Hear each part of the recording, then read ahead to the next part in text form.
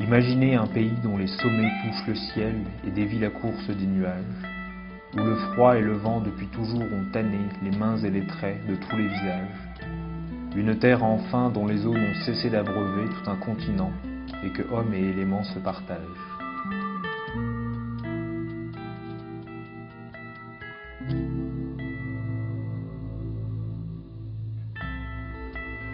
Les gens de ce pays ne sont pas aisés et ils ont de tout temps subi les outrages de la nature capricieuse et entêtée. Elle teste leur foi inébranlable, cette faiseuse de mirages, mais ils la révèrent et avec elle vivent en paix. Existe-t-elle, cette terre de miracles qui n'a pas d'âge ?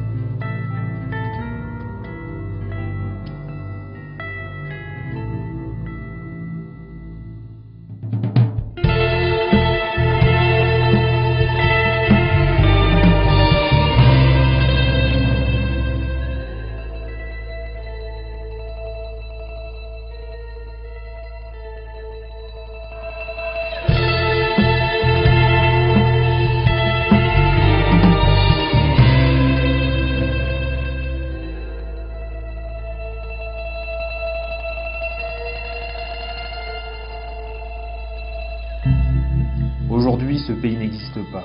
Ne laissez pas le film vous leurrer. Il est composé volontairement d'une sélection d'images ne montrant que les miettes que la révolution culturelle a épargnées. Lorsqu'on visite ce peuple meurtri, on se dit qu'il serait sage de mettre fin à l'inaction, de ne pas rester les bras croisés car c'est approuver implicitement le carnage.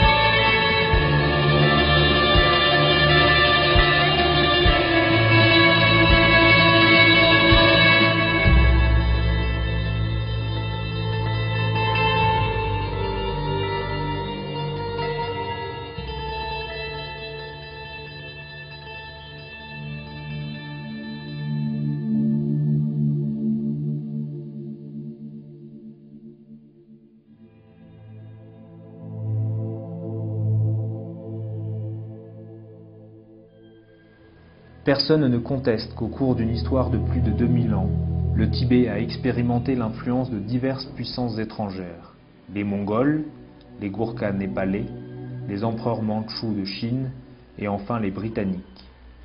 De même, pendant d'autres périodes, le Tibet a-t-il exercé son influence sur ses voisins, y compris la Chine. Mais au moment de son invasion par les troupes de l'armée de libération du peuple de Chine, en 1949, le Tibet était un État indépendant dans les faits et dans la loi, un territoire défini, une population habitant ce territoire, un gouvernement et la capacité à établir des relations internationales.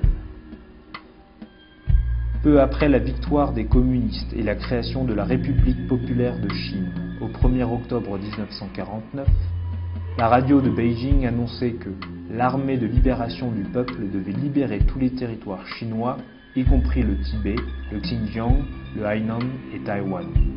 Le 7 octobre 1950, 40 000 troupes chinoises attaquent et prennent la capitale provinciale de Chamdo, dans l'est du Tibet. La faible armée tibétaine et ses 8 000 troupes sont vaincues. Dans l'assaut, environ 4 000 combattants tibétains trouvent la mort. En avril 1951, le gouvernement tibétain envoya à Beijing une délégation qui ne détenait pas les pouvoirs plénipotentiaires nécessaires à la signature d'un traité. Cependant, sous la très forte pression et la menace chinoise, les 5 membres tibétains signèrent un accord, alors même qu'ils ne pouvaient en aucun cas y associer le Dalai Lama et le gouvernement tibétain. Depuis lors, la Chine y fait référence systématiquement pour pour justifier entre autres l'entrée au Tibet des forces chinoises et l'ingérence dans les affaires extérieures du Tibet. Le 20 juin 1959, après sa fuite en Inde, le Dalai Lama a formellement répudié ce traité en 17 points, le dénonçant comme ayant été imposé au gouvernement et au peuple tibétain sous la menace des armes.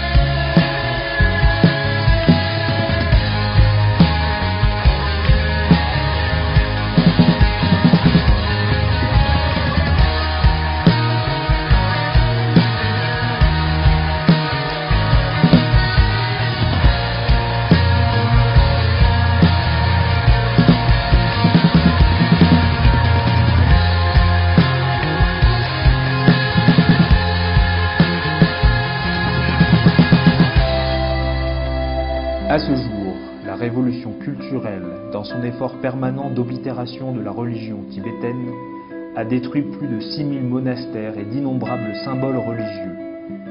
Il est désormais habituel au Tibet d'observer les choses suivantes. Des arrestations arbitraires, comme dans le cas de l'expression d'une opinion contraire à celle du Parti communiste chinois, des femmes tibétaines stérilisées de force ou soumises à des procédures de contraception ou d'avortement, des prisonniers politiques tibétains mineurs. Bien naturellement, les Tibétains aspirent à vivre librement et selon leurs propres coutumes dans leur pays, à ne plus être une minorité opprimée sur leur propre terre. Mais l'enjeu que représente le Tibet aujourd'hui ne dépasserait-il pas la simple cause des Tibétains? Et si le continent asiatique dans son ensemble comprenait qu'il relève peut-être d'une responsabilité commune de préserver le territoire regroupant les sources des 5 majeures rivières d'Asie? Et si le monde réalisait que l'immense richesse naturelle du plateau tibétain a sa place entre les mains de son peuple pacifiste qui pratique au quotidien la compassion et la tolérance? Et si l'opinion publique internationale réclamait une Chine libre pour les Tibétains, mais aussi pour tous les peuples de Chine, pour la perpétuation des cultures, des écosystèmes, de la liberté individuelle et de la démocratie?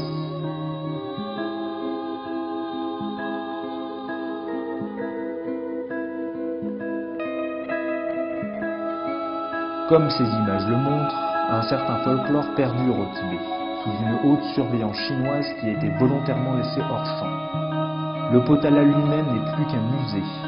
Le temple du Jogang, un zoo dans lequel on exhibe un résidu de culture tibétaine. Comme les Tibétains eux-mêmes, sur leur propre territoire, ce film fait abstraction de l'occupant. Pour eux comme pour vous, c'est la seule manière, désormais, de continuer à croire en un Tibet libre, authentique et indépendant. Le jour où même ces quelques images ne correspondront plus à aucune réalité, ce ne sera pour vous qu'un film d'archives. Et pour les Tibétains,